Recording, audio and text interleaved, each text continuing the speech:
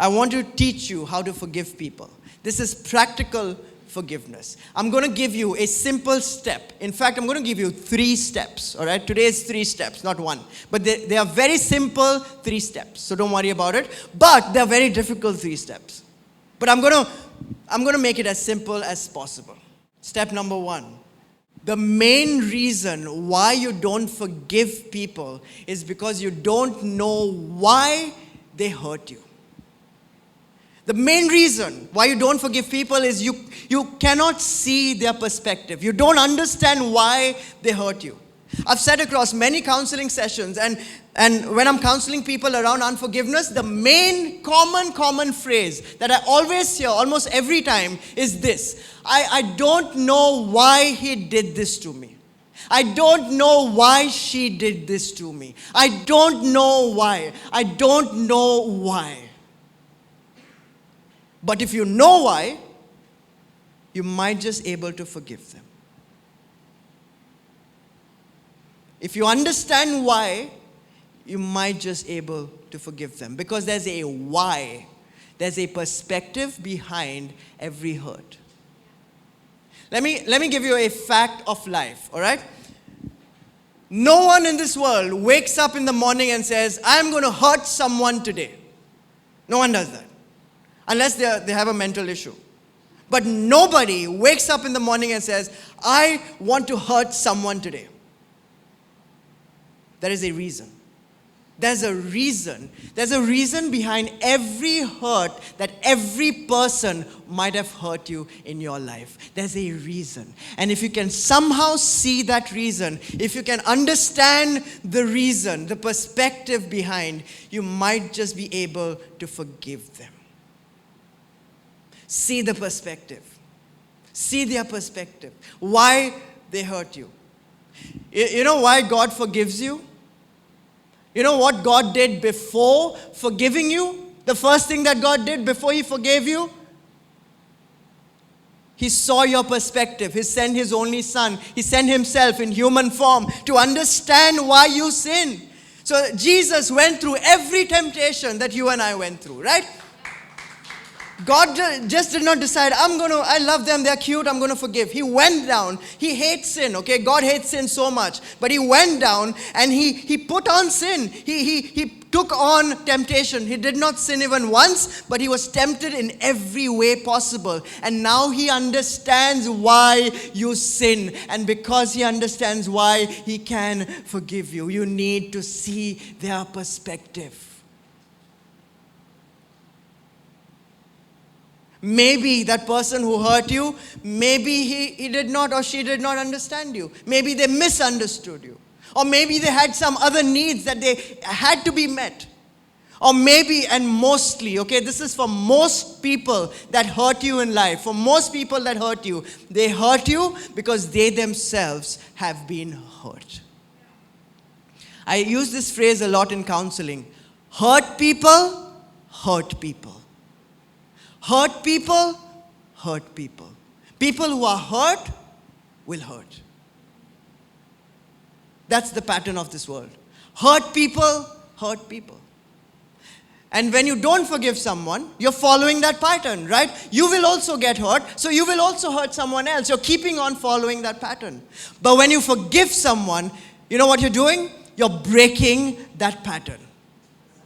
You're breaking that pattern of hurt people, and you're starting a new pattern. You're starting a pattern of forgiven people, forgive people. Jesus forgave you, so now you can forgive others. You can forgive because you are forgiven. That's the pattern that we are starting at Limitless Church. We're changing the pattern.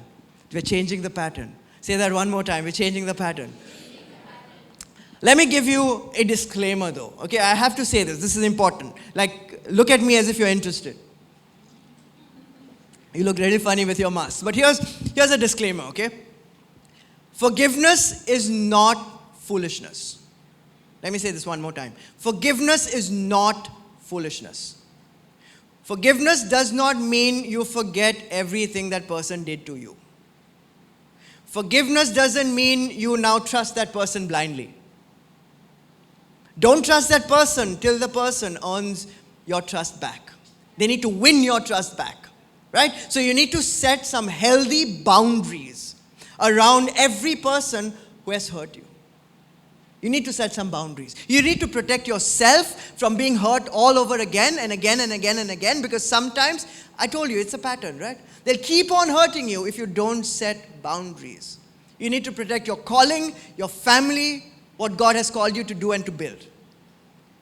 Forgiveness is not foolishness. Forgiveness is not foolishness. Forgiveness is just following a different pattern. Forgiveness is following Jesus' pattern. Forgive because you are forgiven. So step number 1, see the perspective. See why the person hurt you. That's step number 1. After you see why, this is step number 2. And this is hard, difficult step. You ready? Pray for that person. Pray for the person who hurt you. And don't pray for God to hurt them back, okay? Don't pray for God's vengeance, like the wrath of God. God, you punishment. I'm not going to punch him, you punch him, Lord. Give them a punch from heaven. Like, that's not the prayer we're called to pray. Pray for God to bless them. Pray for God to bless the person who hurt you. And oh my God, I know how difficult that is. I know how hard that is. The guy who made a video out of me a couple of weeks back, you remember that? This guy took the video out of context, took my sermon out of context, put his own descriptions, what he thought I said and what I did not say. And he called me a fake preacher, a false pastor, a cult leader, called our church, Limitless Church, a new age cult. And we didn't even know it. A new age cultic movement, right? And he put it all over, send it to my friends, that video. I had to put some boundaries. I had to stop him from doing this over and over again and hurting and damaging this church that God has called me to build, right? I have to protect what God has called me to build, because there are so many people who are dependent on Limitless Church for their spiritual life. So many lives have been changed at Limitless Church.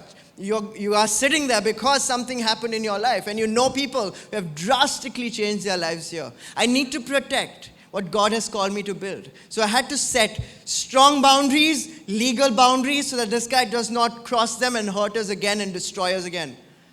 But that was easy. The hardest part was to pray for God to bless him. I read the whole Bible and I was searching for excuses to pray. I started praying like this, okay? God, you show him. Show him who he has messed with. Like, he has messed with this guy. Show him. Show him. Right? But then I realized that's not forgiveness. God, you punish him is not forgiveness. Forgiveness is really, God, you bless him. Bless the guy who wants to destroy me. Bless the guy who wants to destroy this church. The Bible says yes. Check this out. Shockingly, the Bible says yes. Romans 12. I told you this is a chapter on forgiveness. Romans 12 verse 14.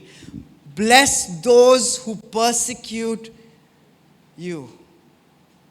Don't curse them. Pray that God will bless them. Someone say ouch. And then you say amen. Pray that God will bless them. The hardest part, but the most important part. This will show you that your heart is right and you've forgiven them. That's step number 2. Step number 3. Ready? Another hard one. Let them know. Let them know. Let the person who hurt you know that you're praying for them. The last message that I sent this guy was, hey, I'm praying for you. And then I blocked him. Okay, I blocked him on all my social media accounts because he was keeping on throwing hurt and damaging, and then, calling me a coward for not responding back, just barking hurt, throwing those hurt balls. So I had to put boundaries, right? I don't know if he's still throwing hurt, but hey, I did my part. I forgive him. And guess what? I am set free. I know about him, but I'm set free. I'm completely set free of all that hurt. Forgiveness sets you free. The reason why God wants you to forgive them is not for them, but for you.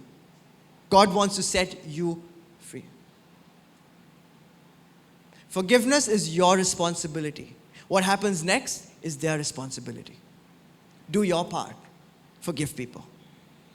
3 steps. Let me summarize that again. 3 simple, difficult, important steps. Number 1, see their perspective. See why they hurt you.